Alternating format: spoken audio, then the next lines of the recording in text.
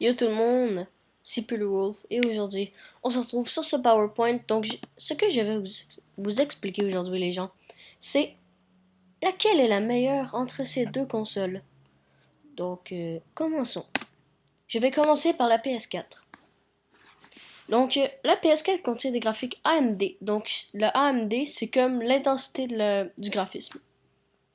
Il contient un disque dur de 500 Go, donc très puissant.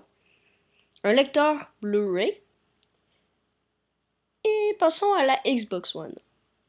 Donc, la Xbox One aussi a des graphiques AMD et contient aussi un disque dur de 500 Go et un lecteur Blu-ray aussi. Donc, les deux, en termes de console, ont les mêmes niveaux. Donc, je tiens à préciser, beaucoup d'amis qui sont pour la PS4, ils m'ont dit, ah, mais tu sais, PS4, il a des graphiques de malade et tout, comparé à la Xbox One. Eh bien, je tiens à dire que c'est faux. Sur tous les sites que je suis allé voir pour prendre ces informations, ils disent qu'ils ont les deux des graphiques AMD. Donc, ils ont la même intensité de graphique. Donc, je tiens à préciser que c'est faux. Maintenant, on va passer aux manettes. Donc, les manettes des consoles. Donc, commençons par la Xbox. Donc, la manette. Euh, c'est ça. Le, com le compartiment pour les deux piles est intégré à la... Ouais, c'est ça, pour les deux piles.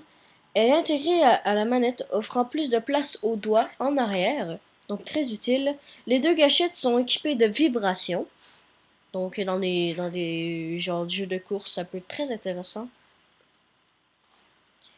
Et oui, 8 manettes peuvent être connectées sur la console, donc ça sert totalement à rien. Mais c'est quand même très puissant, connecter 8 manettes sur une console. Pour moi, c'est impressionnant. Donc, pour la PS4, c'est la même affaire. Donc, il y a les vibrations et tout. Sauf qu'on peut pas connecter 8 manettes. Et lui, il a le petit board. Et il a la light bar qu'on n'a pas. Donc, passons aux caméras maintenant. Donc, on va commencer par la Xbox One. Donc, la Kinect permet de répondre aux commandes vocales ou aux mouvements. Donc, commande vocale quand tu parles, par exemple. Lance Assassin's Creed, par exemple, et le jeu va partir. Mais il doit être dans la console. Le disque. Ouais, c'est ça, dans la console. Et, et il contient 1080p et peut gérer 2 Go par seconde. Donc, c'est une caméra très, très, très, très puissante.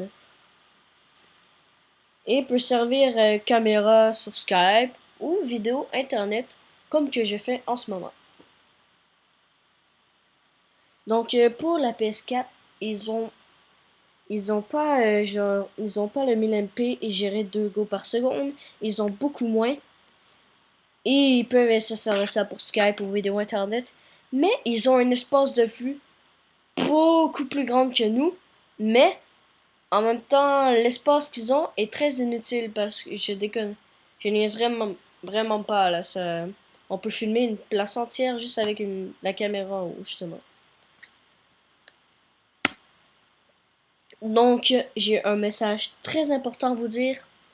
Entre ces deux consoles, ils sont quasiment du même niveau, sauf que la Xbox One a des trucs de plus que la PS4. Mais je tiens à dire que les deux consoles, vous choisissez celle que vous aimez.